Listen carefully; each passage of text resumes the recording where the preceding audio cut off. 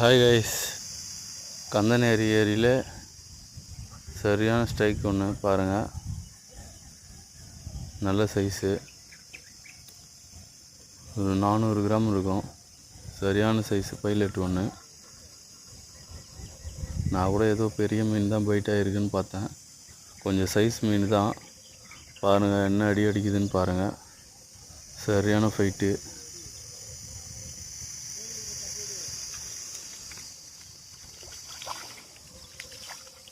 பாருங்கள்,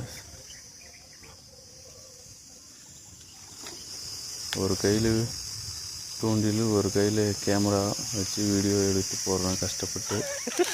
ஒரு சப்ஸ்கிரைப் மட்டும் பண்ணிவிட்டு பாருங்கள் கைஸ்.